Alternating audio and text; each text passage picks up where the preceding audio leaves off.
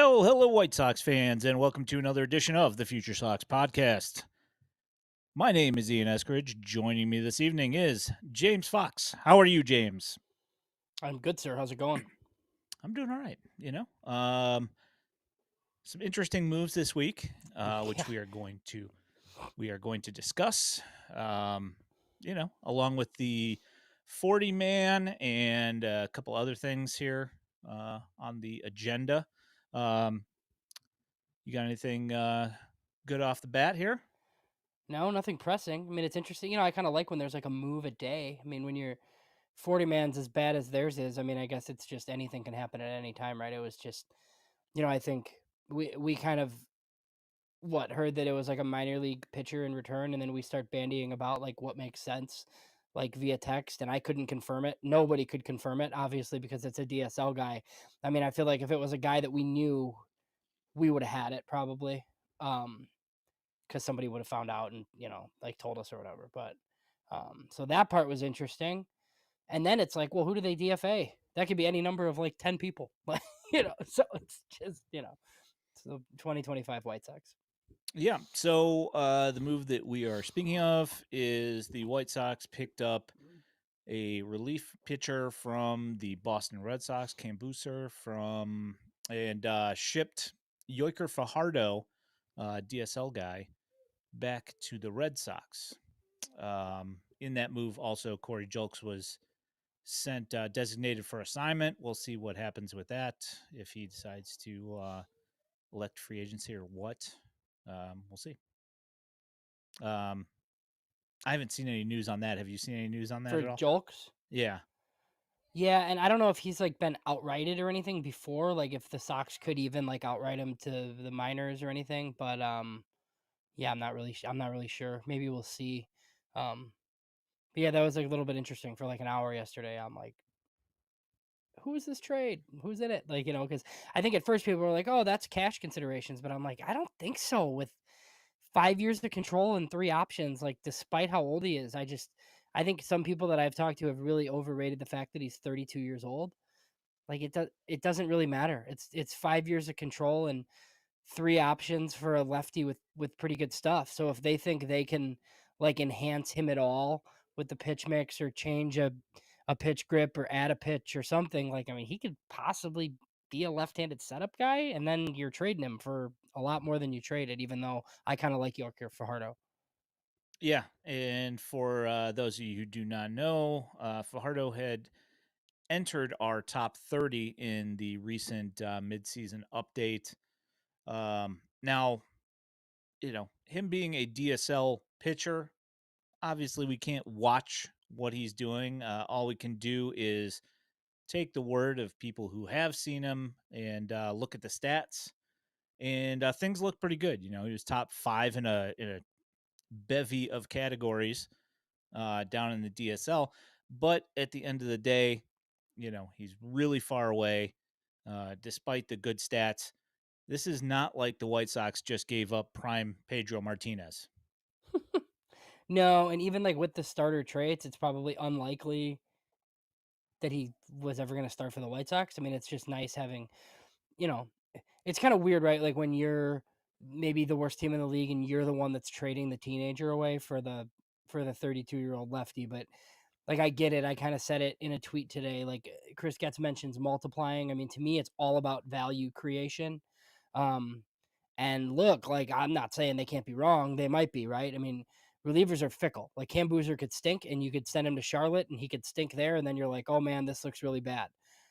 But if they're right and he's decent, they'll be able to deal him because decent relievers that you can send to the minors are really, really valuable right now. Yeah, from the level of competition that's at the DSL, just going strictly based on the percentages of guys who have been good in the DSL, just strictly on the percentages, looking at nothing else, the White Sox sold high on Fajardo. Yeah, and So, he's what? He's going to be in Florida now, right? Boston's the Florida State League or the whatever yeah, Florida. FCL. Yeah, Yeah, the Florida Complex League. Complex League. Yeah. Yeah, so it won't be Arizona anymore. So he's in Arizona. So full disclosure, I mean, I'm sure you're going to preview this, but I mean, we talked to Bill Mitchell of Baseball America the other day. For those of you that are on, you're going to get a bonus episode this week. And he's one of the guys we talked about briefly. Bill kind of mentioned a different guy, Luis Reyes, who was a pitcher in the previous class, as their like top recent international arm that scouts like.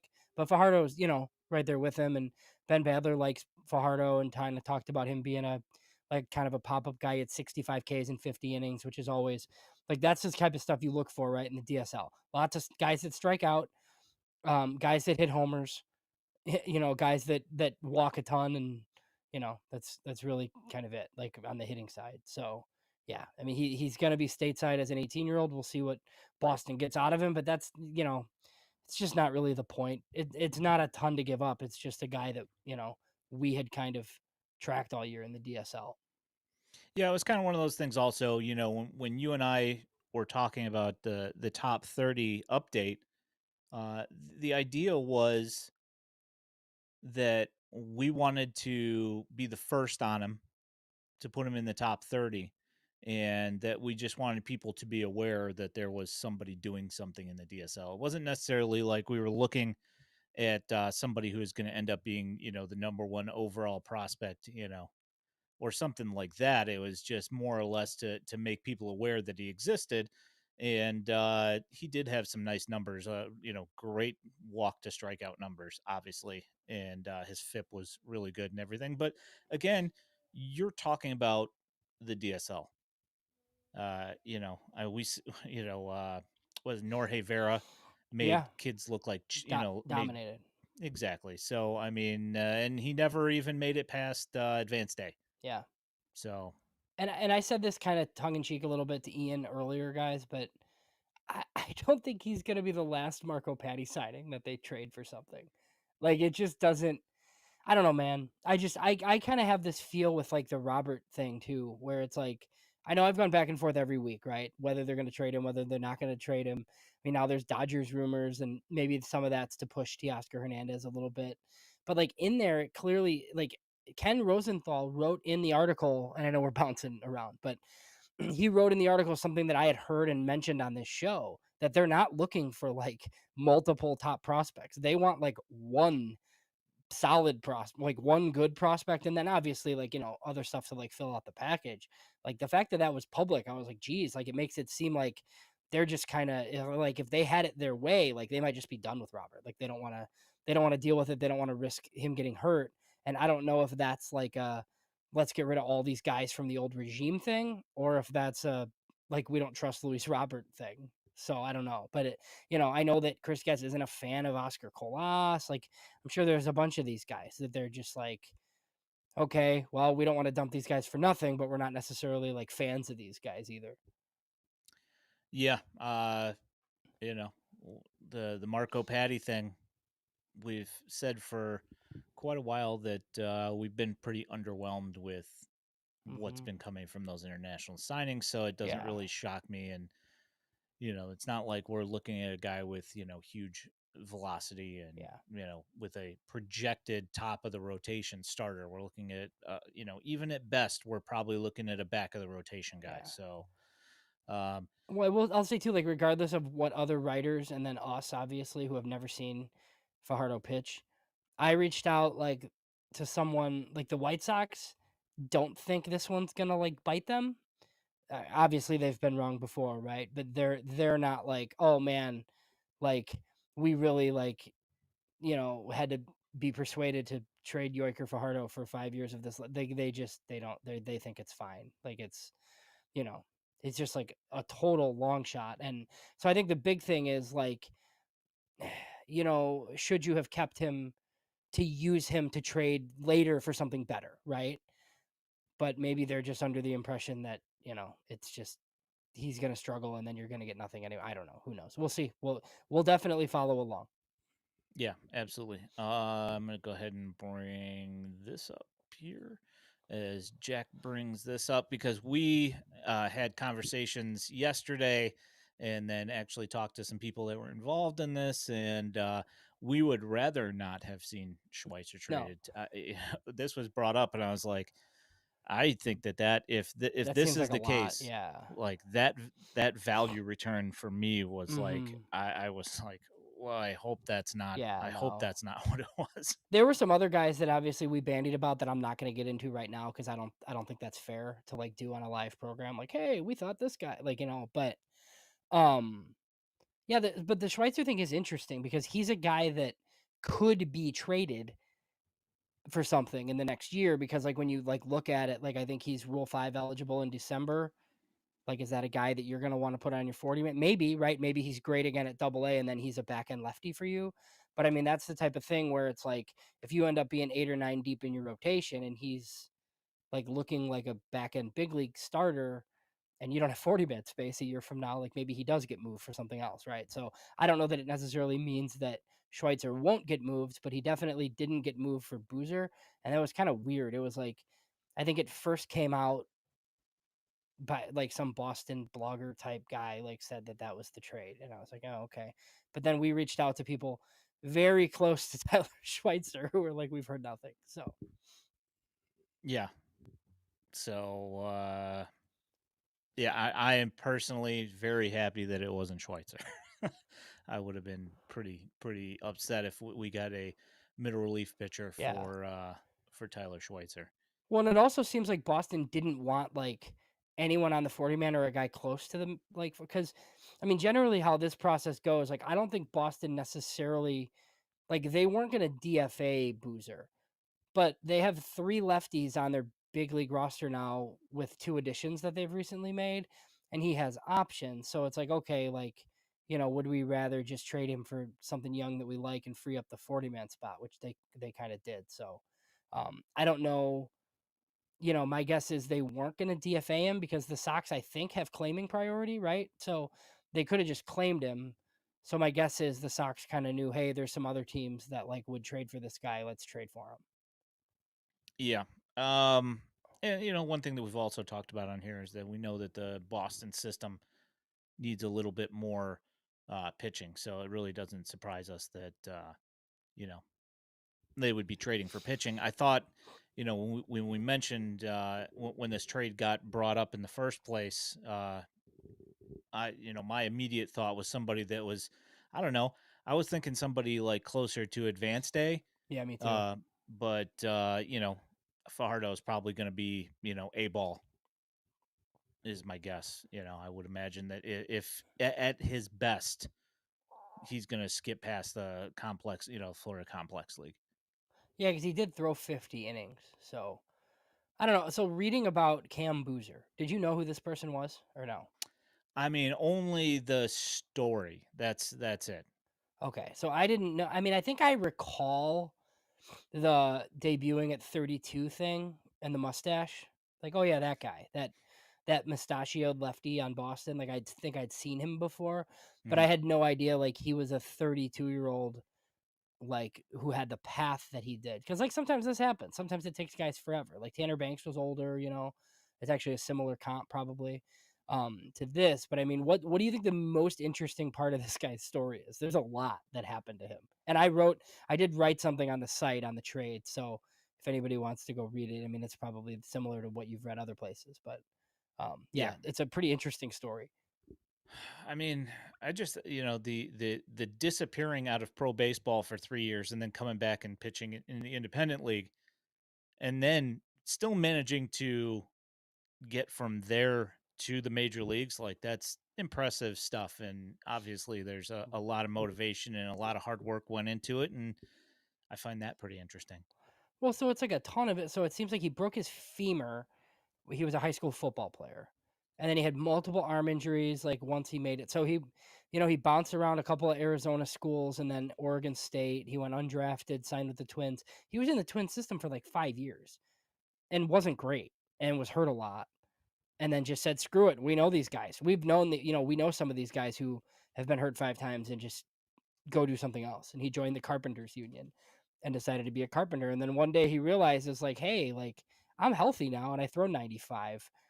Like, like maybe like, it must be nice, right?" So then for some reason it's the Chicago Dogs in Rosemont. Um, Arizona gives him his next shot. I don't know if um, Josh Barfield had anything to do with that, and then he ultimately winds up in Boston and makes it to the majors. It's crazy. Yeah, yeah, and like this was like it was one of those things where we had not we, but Yeah, as the public here, we had been kind of this is like I think the second story where it was a guy that had been in the minor leagues for a long time and whatever, as that guy Drew yeah. hmm Maggie Right. something like that for the Pirates. Same thing, where he finally showed up in the major leagues, when he's like an old guy, I mean, relatively speaking, of course, but yeah, definitely a cool story. And like James mentioned, he did put a article together that is on FutureSox.net if you want to go ahead and check that out. I wanted to bring up his baseball savant picture or baseball savant page here real quick, um, just to see so people understand like what the White Sox are getting back here. You got a four seam fastball, a cutter, and a sweeper, which are his main pitches. A little bit of above average ride on his fastball, which is averaging at 95 miles an hour, or actually, yeah, averaging 95 miles per hour, which is a little bit better than average as well. The cutter's got some nice drop to it, and same with the sweeper. It's got almost a little bit of a slider profile with the amount of vertical drop as well. Not just that sweeping action that it gets, but I don't not know. very high barrel rate. And but here's the thing, and this is why I kind of think that they were looking at picking him up, was that he doesn't have a very high strikeout percentage or walk percentage here. I kind of think that probably but he does have a high chase rate. So my guess here is that Bannister thinks that he can change some of these pitch shapes here and put him into a good spot where his out pitch is a little bit better. Well, yeah, and if you look at the stats at AAA before he got called up, it was a ton of strikeouts. Like, so it didn't really translate to the majors. But my guess is they think, like I said it at the top, I think they think he's a tweak or two away from potential left-handed setup guy. Which, I mean, remember when Tanner Scott like wasn't that good, and then all of a sudden he was great. Yeah. I mean, like Baltimore gave up on him originally. And he's awesome now. Now I don't think this guy's going to be Tanner Scott, but I mean, all it takes is like a lefty to be good for one first half, and every contender in the league is going to want him as like the sixth or seventh guy in their bullpen. Yeah. I mean, Now you ask the question, why would Boston trade him then? Like, I, I don't really have that answer, but they clearly like added like different lefties for their bullpen. yeah, I kind of found it odd, why are they pitching why are they trading somebody that did positive things for them in 2024? That part of it kind of was like, okay, I don't understand that particularly, but the only thing I could think of is that he's kind of found money for them.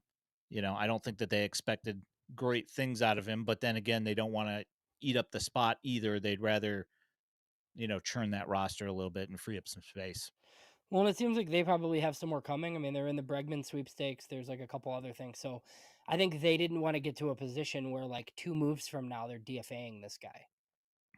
You know what I mean? And trading him like for nothing basically. So they just sometimes it's just too many pitchers. I mean, we've talked about that with like a lot of like bad infielders, right? Like look at the infielders. Like I know we're gonna go over the 40-man, but my goodness. I mean Corey Julks too, like the team just signed 2 veteran outfielders. It's like, sorry, man. Like there, there's just like not a spot really. Yeah.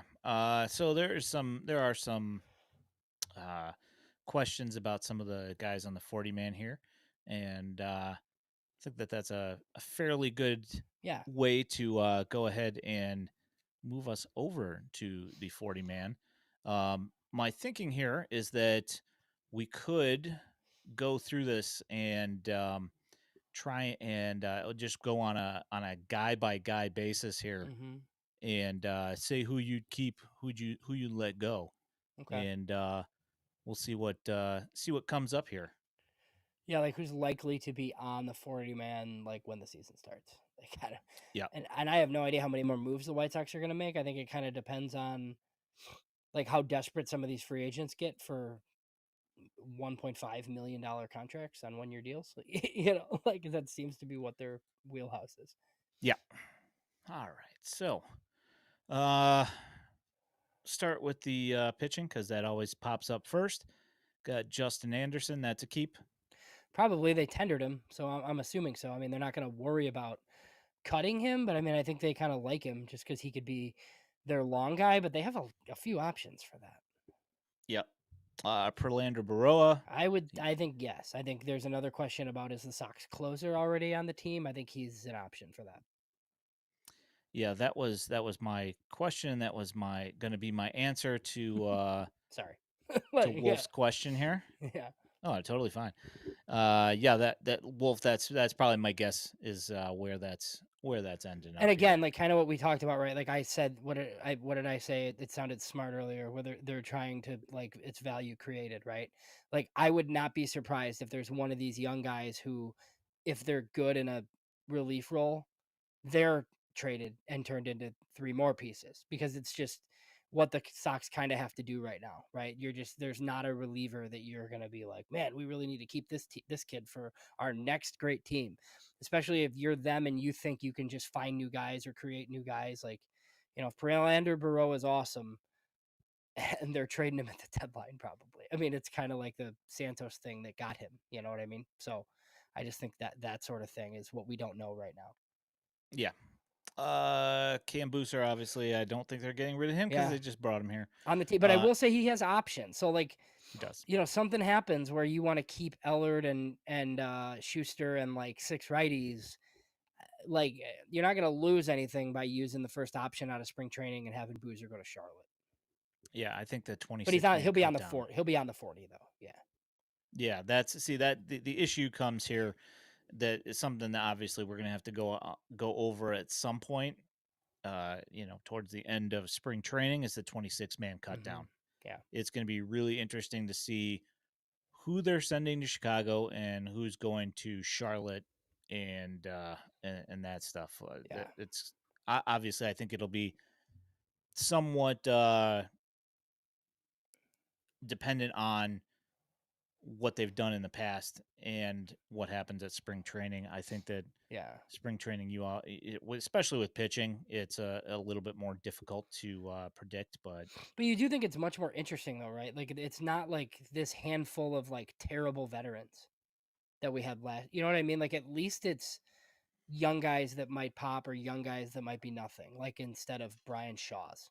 Like I just like don't need to see that again.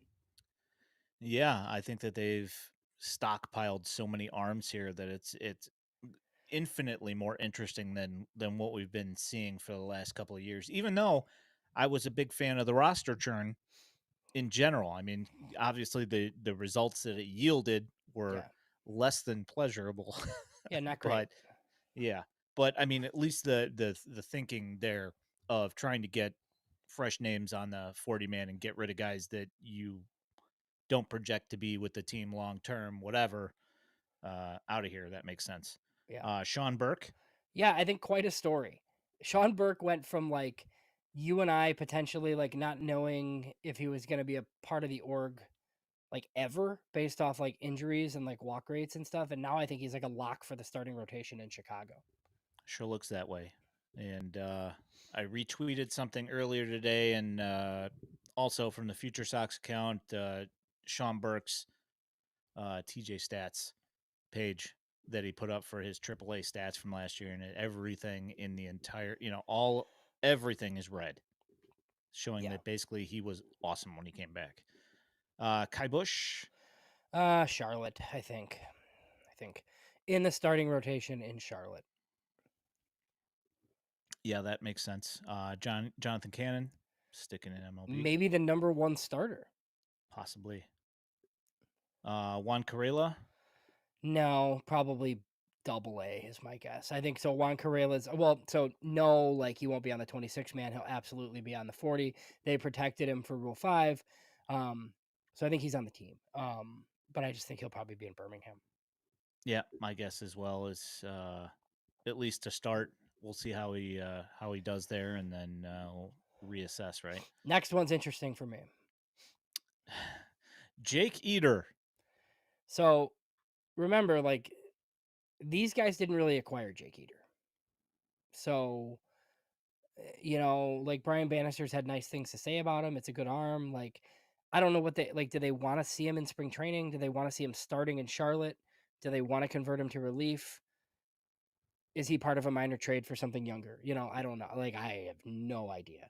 Like right now with Jake Eater, I don't think he's going to be in the big league rotation or the big league bullpen to start. So my guess is he's in Charlotte regardless or traded. One could say that if Rick Hahn was still here, you could probably still say that they didn't trade for him. No, Kenny traded for him. Yeah. So, all right, next on the list, Frazier Ellard. So, I mean, I think if they keep 3 lefties in the bullpen, obviously he's like a lock. I will say he was pretty good last year. But I think I read that he wasn't like I don't remember this. You probably know better than me. He like wasn't great against lefties, which I didn't look like at the splits, in the but big leagues. yeah, I didn't look at his major league splits as much. But he's pretty funky, man. I don't know how lefties hit him. He is his slider's really nasty. He's pretty good. I think that continued work with Bannister, they'll Yeah. tweak some things, and then he'll just be pretty close to unhittable. Well, I don't even know if Schuster's like counts as a lefty, just because of like how they use him, right? Like I feel like they'll use Ellard or Booser, like if there's like 2 lefties coming up, right, and you need a lefty to go in and get them out, like more so than Schuster. Schuster's more of like a, oh man, my starter just went 2 1/3, like put Jared Schuster out there, like type of thing. So it doesn't really matter what hand he throws with. But yeah, I think those 3 lefties are most likely for the big league bullpen.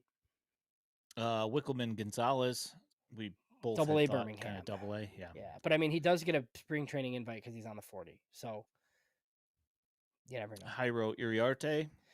It's really interesting that they mentioned him as like a potential like option in the rotation. My guess is he gets starts in spring training and then he'll become a starter in Charlotte, right? Because even if like they pull the plug on the Jairo Iriarte starter thing and he becomes a reliever, I don't think that's this year. I think they need to get him his 100+ innings, and I think it's just likely at Charlotte at this point.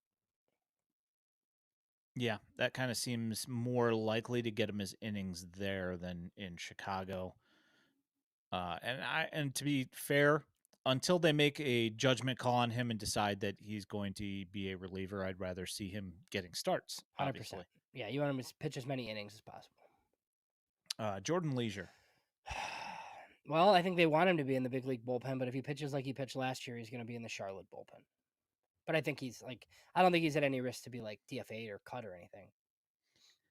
Yeah, he's a weird one because in the Arizona Fall League in 2023, he had like a 53% strikeout rate, which is absurd. But then last year he just couldn't find his command and was leaving balls middle, and obviously that's going to get hammered in the majors. I'm not entirely sure what happened there. There's got to be some sort of mechanical tweak in his if not already being looked at in his near future. I will say this pitching development person though, again, didn't hire this guy. Wasn't the one that traded for him. Brian Bannister not in the org when Jordan Leisure was acquired. That's true, but I mean, you can't look at a 50% strikeout rate and say, "Oh yeah, we can't do anything with that guy." Know. No. I just think when guys if guys that they didn't acquire are like suddenly traded for a DSL prospect, like it's not going to be a surprise to me. Fair enough. Ron Marinaccio. Well, he was a waiver claim this year, and he's actually kind of interesting. So, look, could they make 5 more moves before the season starts and he's collateral damage? Sure, right? But I don't know how they feel about who's the next one out? Like, and we could kind of talk about that too, like what we think. But I mean, I think they kind of want to bring Ron Marinaccio to spring training because, you know, it was like a priority waiver claim. And I guess he's one of the contenders for what, like one of the 6 righty bullpen spots. And I think he has options too. So I think that would be maybe important to know. I'm going to pull that up while you're like asking me names. Just Davis Martin. And we saw a couple of comments in here about Davis Martin getting traded, yeah, you want to tackle possibly. that? Yeah, that's interesting. Yeah, if you can get value, it's found money. Yeah. Being a 14th rounder, it makes sense. It would be sad for me personally, just because I've been following him for a long time and he's one of my guys. But I would totally get it, and the value that you would return would probably be substantial, considering. Right. Um, Did you know that that said, Marinaccio has 2.5 years of like big league time? I didn't realize that. I didn't know it was 2.5 years, but Yeah. I remember him being around for a while. Yeah, it's like So 2+ of service time. Yeah. yeah, Davis He was Martin okay. adding that kick change, Yeah. Game I think changer. that significantly changes his value and makes him more valuable in a trade, I would think. Not right now though, right? Like I actually think doing it right now, unless somebody does something crazy, doesn't make any sense. Because I think if he has a good first half, like you're looking at a like potentially a Kevin Gossman level breakout. And I know maybe people just like gasped or like spit out their drink or whatever, but like go back at like Kevin Gossman was bad.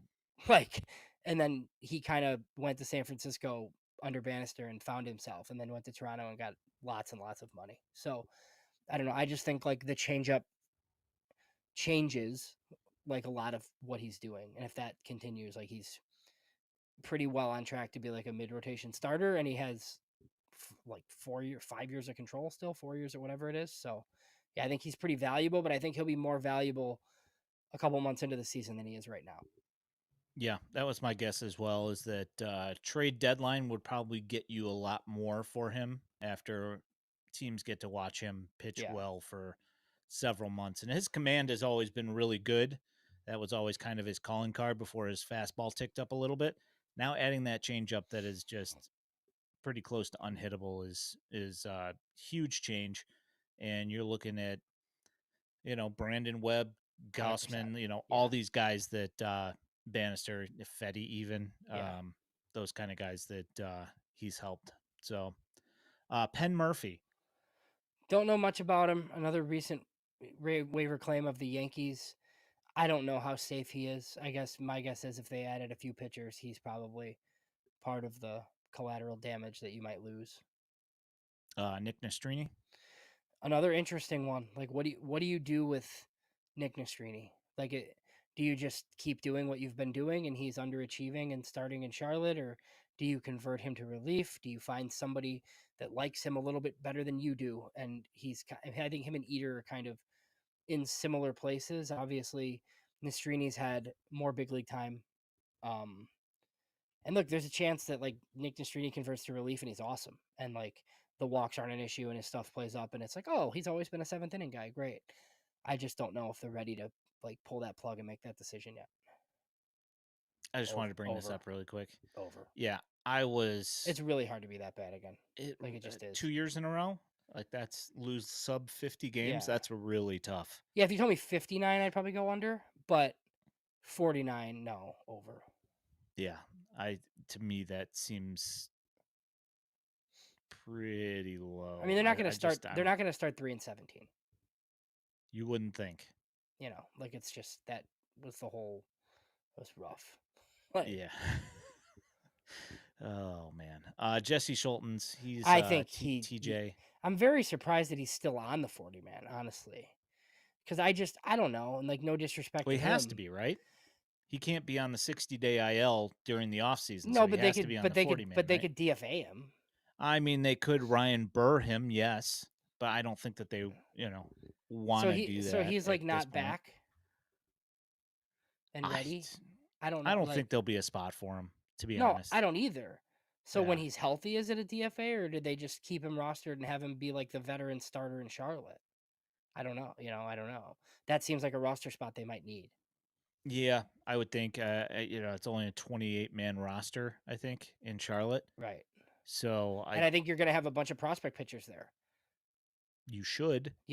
Like, I mean, there's just not enough spots. We're not doing that on this show, but like, I know Elijah and Jeff did it a couple. I mean, it's tight. It really is. So we talked about Jared Schuster, Shane Smith, Rule 5.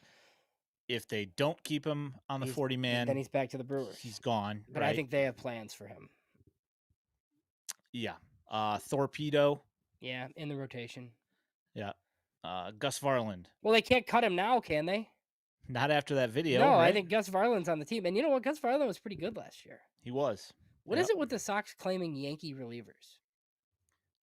Did they get him from the Dodgers? Was he? Okay, so maybe he was Dodgers. But Marinaccio and Murphy were both Yankees, right? Yeah.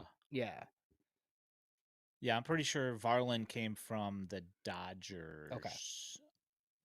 Bryse Wilson, obviously, 5th starter.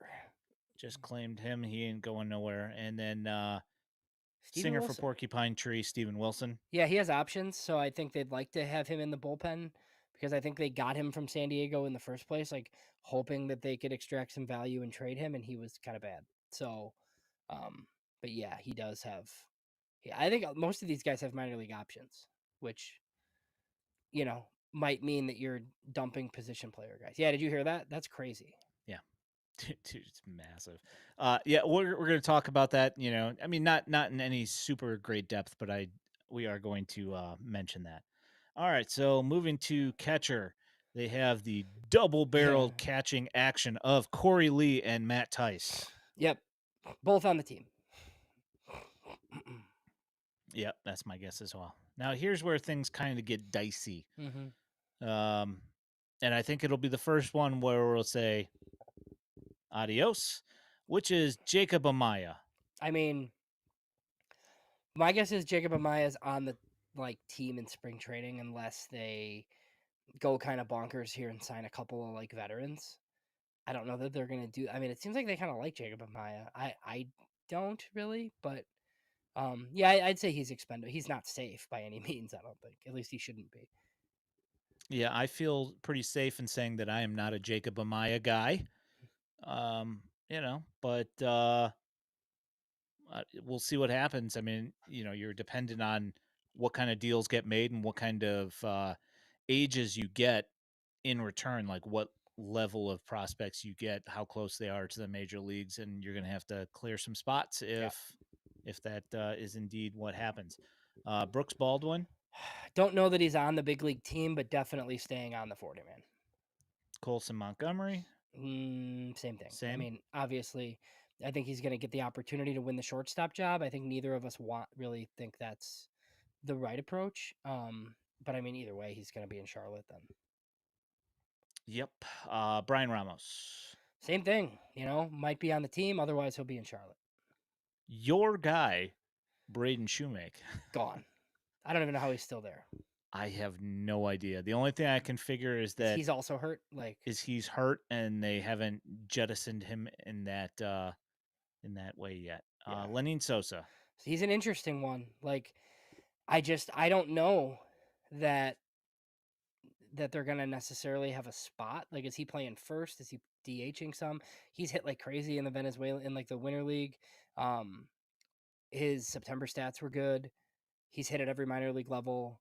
But I mean, if you do something where Chase Mydroth wins your second base job and you want to see other guys at shortstop, I mean, I don't know. I see a scenario where Lenny and Sosa's traded in spring training for a prospect or something, I don't know.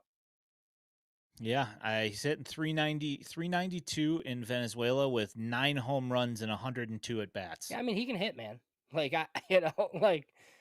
Insane.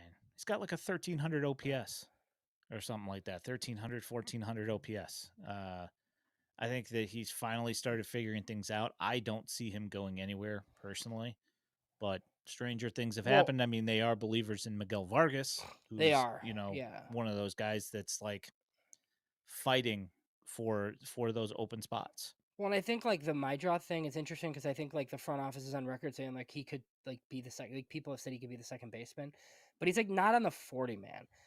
So like that does kind of work against him, right? Like if you have all these infielders and you kind of think Chase Mydroth's pretty good too, like having him be the second baseman at Charlotte to start to give some of these other guys an opportunity like isn't the worst case scenario. Like I just don't know that they're definitely going to be like, hey, add Chase Mydroth to the 40 man and get rid of somebody else so he can play second on a horrible team. But I think we'll see him pretty soon. Yes. Andrew Vaughn. God, on the team. Oh, So we're still talking about this. so here's the thing. Have you looked at all these first base deals the last like 72 hours? Yes. How elaborate? So I was at my in-laws earlier and I just like happened to check my phone and saw the Nathaniel Lowe trade Yeah. to the Nationals for a reliever. Is the reliever really good? Do you know anything about him?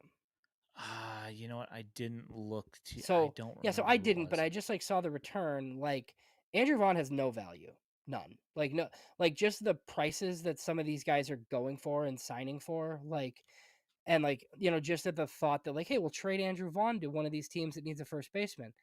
I just like you're not going to get anything if somebody has to pay him $5 million. Like if that's the return for Nathaniel Lowe, why would anybody give you anything for Andrew Vaughn? So I just kind of think he's on the team. I'm gonna have to. I'm gonna look this up because right now because I will and say see what too, the like deal what was. Cleveland has done, like, and this really pains me, right? Because anybody that like knows me or has interacted with me knows, like I'm 39 years old. The former Cleveland Indians like wrecked my childhood. Like I hate that team. Like like more than any other team just because of like how old I was when they were awesome. Like I still have issues like when I see Jim Thome like in White Sox stuff because it just he's like an Indian, quite frankly. But I kind of like the stuff that they've done this offseason. And they've always been kind of smart. And they just like Josh Naylor's out of the division now, and they got a pitcher who has underachieved, who will be great for them in Slade Kikoni, and a comp B pick for Naylor. And then they signed Carlos Santana so he could keep the dream alive and more AL Central action. So And he can actually play first base yeah, he's as good. opposed, Right. unopposed to like Naylor, who was a Yeah, butcher. I know. Did you see the But still tweet? better than Andrew Vaughn Did at you see first the base. great Chuck Garfien tweet about Naylor and what he hit against the White Sox? Yes, I Yeah, did. it's so good. Like It's so true it's too. so Man, good. was that When he said frustrating? like 990, 900, a million was his triple slash. That's So awesome. bad. Yeah. So Robert Garcia, who Yeah. they got From the in return, Nationals.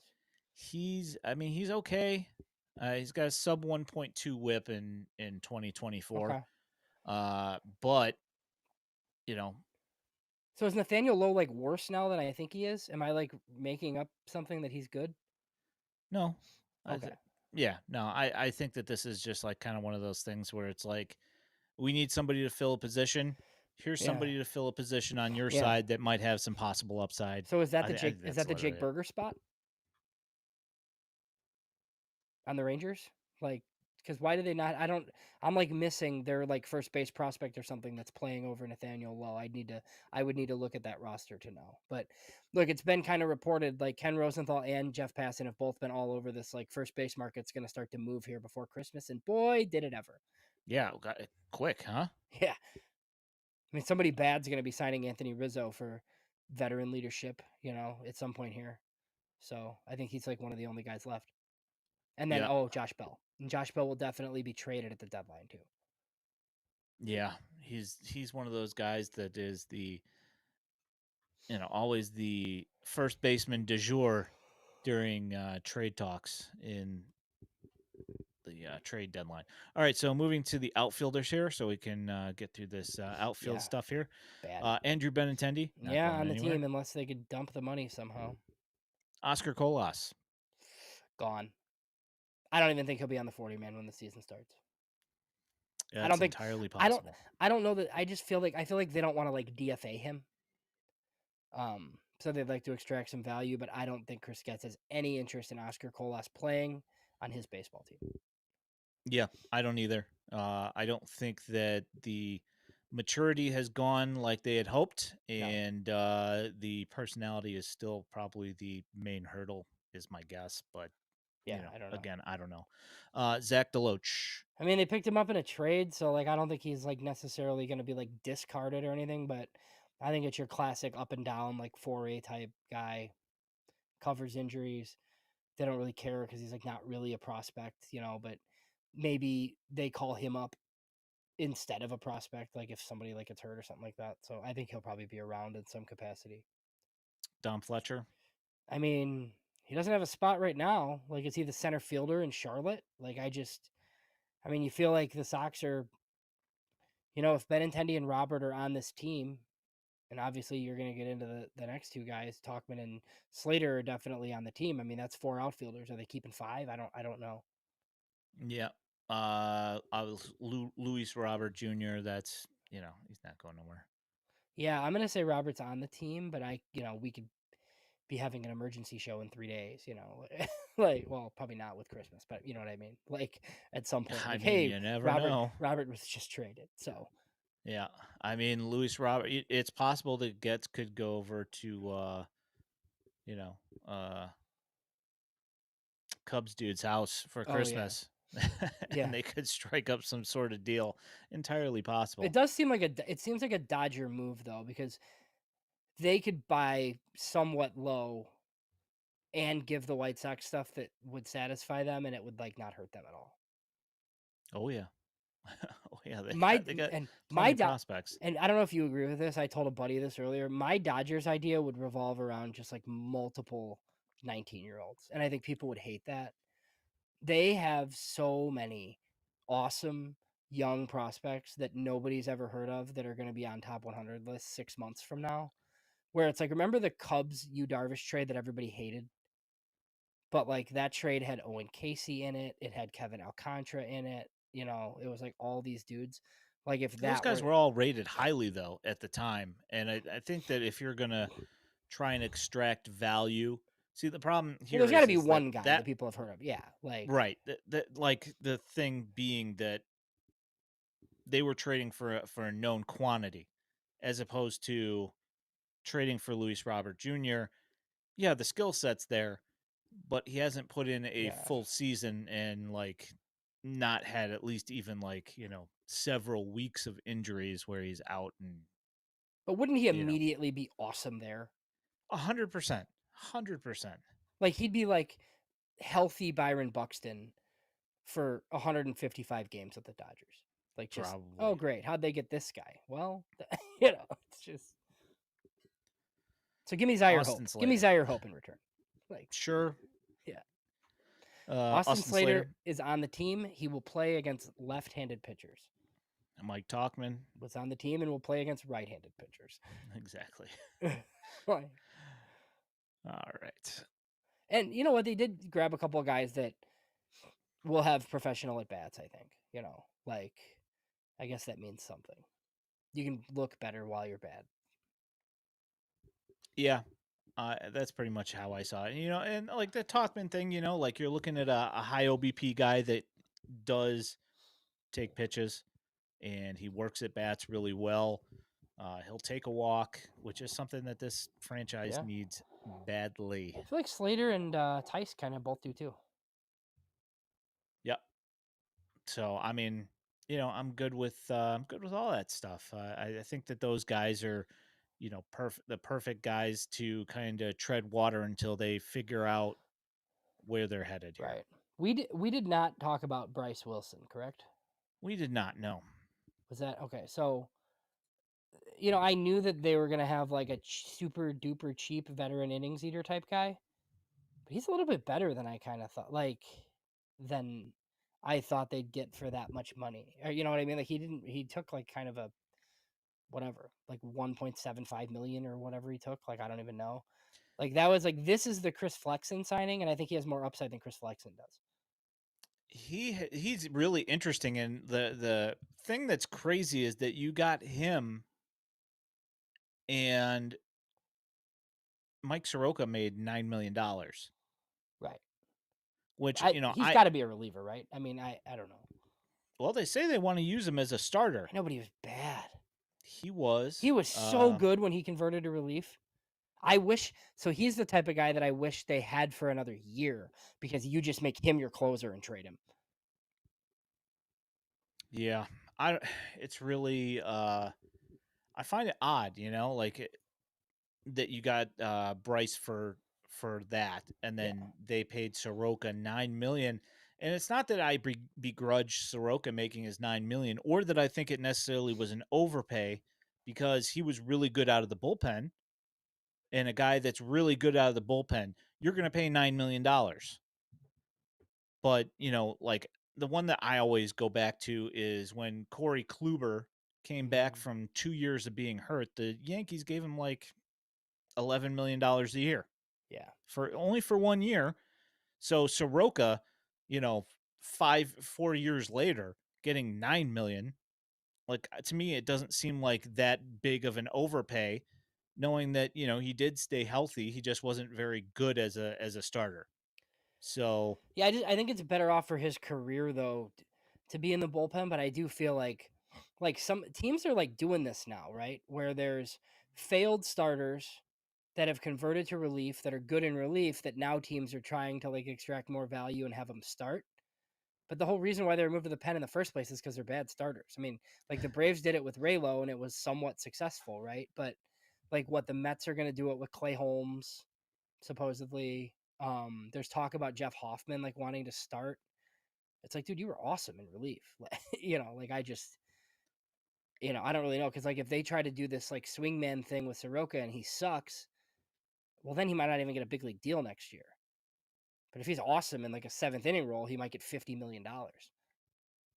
So it's kind of weird. I don't know. yeah, See this question about Kaba? Did you like that I trade? did. Yeah, I was going to bring that up right now. So me and James texted about this earlier. Is that the Phillies have traded the top defensive shortstop in the minor leagues in Kaba. They also traded to the White Sox for Tanner Banks, William Bergoya. So they've traded a couple of high profile defensive shortstops in the last 6 months. It's pretty crazy. Yeah. So I'll say this: like the Marlins, I kind of like some of the guys they're picking up, but they're going to be awful for a long time. Like they're getting super far away dudes in these trades. They have the seventh pick in the draft. They're the White Sox competition for worst team in baseball. Because going through the National League, like every team's kind of good or kind of decent at least. Like the Marlins are going to be horrible. I still think the A's are going to be bad. Do you? Yeah. No, I think they're a sneaky like AL West contender. No shot. Yeah, like There's they're no weird. way. Like it depends too on how many guys they bring up quickly, right? Like is Nick Kurtz in the big leagues and good? Like is like how many hitters do they have? Because I think their starting rotation's not bad. Pitching in that park? Well, okay, so okay, fine, yes, they're playing in Sacramento. I mean, they're playing pro baseball teams at that park, and their pitchers have to pitch at that park. That's true. So, Yeah, I mean, yeah, they will benefit offensively, but their pitchers certainly won't. yeah, that's true. You know what I'm not a fan of? What the What's that? Astros have done. I would not be thrilled if I were an Astros fan. Not feeling the And like Walker signing? they'll be okay. No, like Christian Walker's good. I Yeah. just like don't think Paredes is that good. And like look, I understand why you had to trade Kyle Tucker. Because he just like he wasn't gonna stay there. But like that sucks that you have to like trade Kyle Tucker because he was on an 8 WAR pace last year. They have no outfielders. Like have you looked at their team? Like they have no outfielders. I don't know what like they're doing. Yordan Alvarez in left field? I don't know, man. Yeah, like they have some guys. What their one center fielder is like a really good defender. But yeah, Get I don't rid of know. get rid of Tucker. I don't know what Get they're. rid of Tucker's defense, and then you put Yordan Alvarez in left field, who just came off, what was that, an Achilles? What was that he Yeah, I think Achilles. and he was a butcher when he was completely healthy. Yeah, I don't know. I don't really know what like. they want to like stay competitive. So, you know what I mean? And I'm sure they will be. I mean, Seattle's like system is great, but they can't hit. The Angels are bad. I'm sure Texas wants to be good again. So yeah, that whole division's kind of weird. Joe Doyle, though, he thinks the Astros are really well run. I So mean, my question is it's what tough does to he think about the minor league team? I understand his argument yeah, it's tough that to they've argue won with. still, but I mean, their system's really bad. it's terrible. I Yeah. mean, when Corey Lee was like one of their top prospects, that should show you something. But look, you can't just like spend the luxury tax line and sign a QO free agent every offseason and give up your second and fifth rounder every year and then expect your system to still be good. I mean, it's going to suffer at some point. Like you just That's true. like you're not the Dodgers. They And don't you care. can, They're unfazed. They just because they just like signed 30 teenagers out of the Dominican and 5 of them like end up in their top 30. Like they're the best. They're just like nobody can do what they do. But I yep. mean, yeah, that's the risk you run. Like when you keep doing things like this, you know. Craziness. Let's see here. So Howard asks about I don't even know if Mike that Lorenzen. was that even a rumor? Like I feel like Ken Rosenthal is doing the agent a favor. I mean, I I've understand seen him. I the saw him hit point. with the Reds, and he clobbered some of those pitches. Now, like, is he good enough for a roster spot? I don't know, but he could certainly pinch hit every once in a while with that kind of power. Could he out hit Andrew Vaughn? That's the I barometer. mean, Well, for did you at read the least in a home run derby contest, yeah, yeah? probably. Did you read the article as to why they're selling him that way? I think that's super interesting. I did not So know. the two-way thing. So the rumor was, and Ken Rosenthal specifically said White Sox and Marlins because they're horrible. Like nobody else would be able to do this, I guess. But if you get him, I think it's 60 plate appearances. He counts as like two-way status. So then essentially, like you could trade Michael Lorenzen to the Dodgers at the deadline, and they could count him as a position player, and Gotcha, gotcha, gotcha, you'd gotcha. get a 14th pitcher on your roster. So That makes that's sense. why Okay. it's being sold that way. But he needs a certain amount of at bats in order to qualify that way, and there's like probably not a contender, fridge contender that would give him those at bats. So it would have to be like a Sox Marlins, somebody horrible for the specific purpose of doing like maybe you let him hit on the days he pitches, right, to get there. Um and then all of a sudden he's valuable to the whole league because you get to keep 14 pitchers now instead of 13. Yeah, that's I think that is a fantastic idea. And I think, if you can spare in a blowout, you can spare Mm-hmm. him going into left field for a half an inning and pinch hit him in Right. the top of the ninth, you know, when you're up by 8 runs a couple times a month, you're sorted. Right. That So makes it'll be sense. interesting to see. So I might as well get into this thing Use it because as you tweeted about it. So I'm gonna bring it out here. Roki Sasaki, yeah. your thoughts on that? So when you read my tweet, did that give you any hope? No, It wasn't no, supposed to. yeah, But I get mentions that are like, so you're telling me there's a chance. I'm like, actually, no, I'm not. I'm not telling you there's a chance. Like, Chris Getz is doing his job trying to get a meeting. He has to get in front of this guy and pitch whatever his pitch is, right?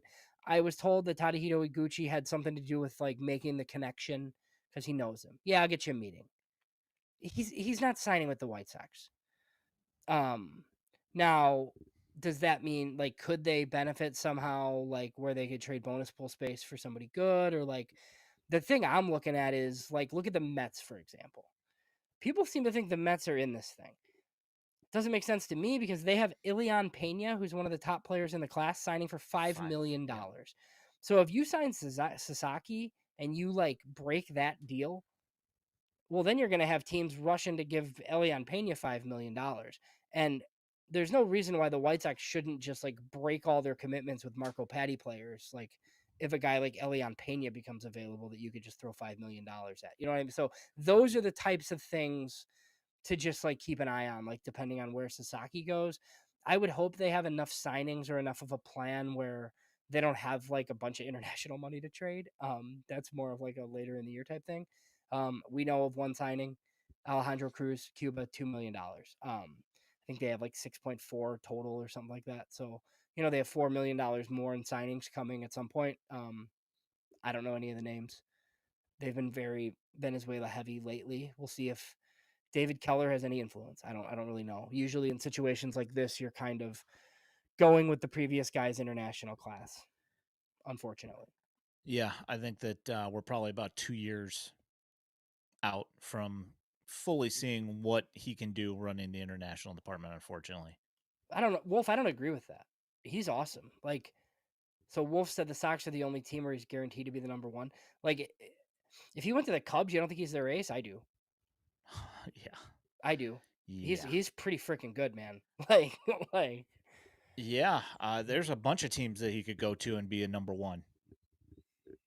I mean, Angels for sure, yeah. I probably. mean, like the Padres, he'd be in the mix. Like obviously, like Cease and other guys. Like, but he could give you like a number one effort on the days that he pitches. You know what I mean? So I'm fascinated at where this kid's gonna go. I really hope it's not the Dodgers, just because I think that would be super boring. Like I hope he comes here. I hope he goes to the Cubs. And I know like I'm gonna get stuff in my mentions now. Like, how dare you? Like I'd like to have this How guy. dare I'd like you? to have this guy in town. I think it would be cool. No, for sure. I'd Like enjoy watching like him. I prefer him on the south side as opposed to the north yeah. side. But yeah, I hear But I you. mean, I'm not gonna watch him if he's a Padre. I mean, I'll catch like occasionally. But I mean, like during the school. I mean, in the summer I will. But like during the school year, like I'm not up for watching Padres games. Yeah, I mean, you're not staying up till 10 o'clock at night just to catch like the second inning. You know. Yeah, and I like the story just because I kind of like have a soft spot for AJ Preller and the way he does business, right? So if he has, and I know you don't necessarily feel the same, but like, he has no commitments. He's always got a commitment with like a top kid, and he doesn't. So where's that money going? Maybe Roki Sasaki. I mean, anything's possible, I suppose. Like the thing that we still don't have any clarification on, and I'm just going to assume at this point that the money is gone, is that we don't know what happened to that like 750K from last signing period. Yeah, I think they just didn't do anything with it.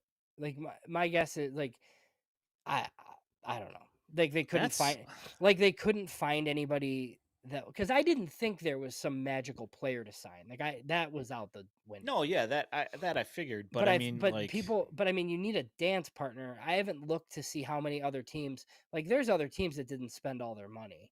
Um, so usually what happens is you like go over, right? Like you sign all these players, and you're like, oh crap, that's more than we have in our pool. Like I need to trade for some. I don't know if that like just didn't happen. I have no idea. Because even remember when the Sox did it for Bautista, right away the Dodgers signed a pitcher out of like Asia that was just hanging around or came late or something like that. So I don't know. Yeah, that's pretty frustrating. it's really frustrating, especially when you see, like the Guardians picking up another comp pick in their trades that they're making, Yeah. and the White Sox, say what you want about geographically where they're located. When you look at the revenue that they generate, they're almost at the very bottom, and the fact that they're paying into the salary, into the revenue sharing just because of geographical location, Yeah, like it's aren't the it's a Cardinals getting a comp pick again this year? I don't know if they're getting it this It's year or ridiculous. But I mean, not. like Seattle gets one, Baltimore gets one. Like what are we doing? Yeah, that's a great question. I wanted to They should target one though, because it'll help them with a lot with their bonus pool, like having the 10th pick. Like if you can get an extra pick, like that would be tremendous. yeah, I just wanted to pour one out here for Scott. Mm. Living in Miami as a diehard Sox fan, but also enjoying the Oh, Marlins. I feel for you, my friend. I feel oh. for you. All right. So, At least it's quick. warm. That's fine. Yeah. Yeah. At least you're not dealing with this weather here. So, any takeaways from the John Eli interview with Ryan Yeah. McGuffey? Well, so at And first I was like, man, I can't believe he's being so forthcoming. But then I forgot he was leaving. he's already gone. Yeah. Yeah. So Scott Merkin wrote the article about him and his wife and his young family. I think he just wasn't going to do the travel anymore and being away from them. and he's got a bunch of other interests and stuff. So then I was like, oh, okay, that makes more sense that he was as honest as he was. I do think it's a former player like going to bat for some of his guys. Like I completely understand why, Chris Getz wasn't willing to add a Garrett Shanley or even Addison Coffey to the 40 man. I know guys like you think like, oh, these guys deserve a shot, but like we saw like Duke Ellis, right? Like we saw what happens when like you prematurely put a guy on the 40 man. If it goes bad, like you lose him for nothing, right? So you like guys have to be ready. Like I understand where he's coming from, like as a coach. Like I totally get it. But some of the insight on like other guys, like I think he was more honest than maybe he would have been if he were still a pitching coach in the organization. I don't think he'd be saying right away like, "Oh yeah, this guy might be a reliever," type of thing. But he was pretty honest. And then the Noah Schultz thing, like he said, Noah Schultz is like 6'11" now. It's like I could ask Larry, is this true? Is your kid 6'10" and a half? I mean, Larry's tall. I don't think I he's know. he's not that tall, but No. yeah, that's pretty insane. Yeah, I enjoyed that interview, and it's a lot of stuff that I did know, but there were a couple of things in there that were good. So if you guys have not listened to the cap, I don't Yeah, even it's know like what it's I think called. it's so David Kaplan has his own like YouTube channel where he does like the recap shows. Ryan McGuffey is like running. I think It's he's like the doing. CEO of content Yeah, he's like creation or doing the something. producer work, I think, but he's Yeah. also like does his own Sox stuff. Him and former White Sox Brian Anderson host a podcast, and they get pretty good guests because they know a lot of people. So Yep. So this question was asked, and I think that Ralph did a good job of answering this question of why are we signing starting pitchers? Simply to stack the pitching. I think I don't think that you're buying time for your guys in the minors, so they don't have to perform right away. yeah. You let them get a couple of innings in down there, and Well, I you think know, like Bryce, like look, if Jairo Iriarte is awesome and Nick Nastrini all of a sudden is great, Bryce Wilson isn't gonna like stand in their way.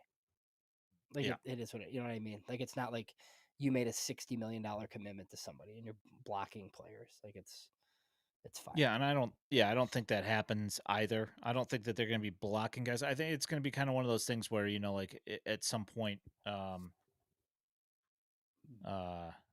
is this? Do you think this just happened? I don't know. I don't think so. I mean, That would be Benny will weird. fix him, but that seems like that's pretty crazy. If I think he's just saying that that's he's just making what he thinks jokes. is gonna happen. Yeah. I mean, you never know. Yeah. Benny will fix I've a heard bunch of that people. name like mentioned. I have too. Is he a free agent finally? I think so. Yeah. Yeah. Look him up So right now. I'll look him up right now. to see if he's a free agent. Yeah. Da, da, da, da. Yeah, I don't think any of that has happened. So No, I don't think so either. But did you I know we like already kind of talked about this, but the Phillies rotation, pretty good.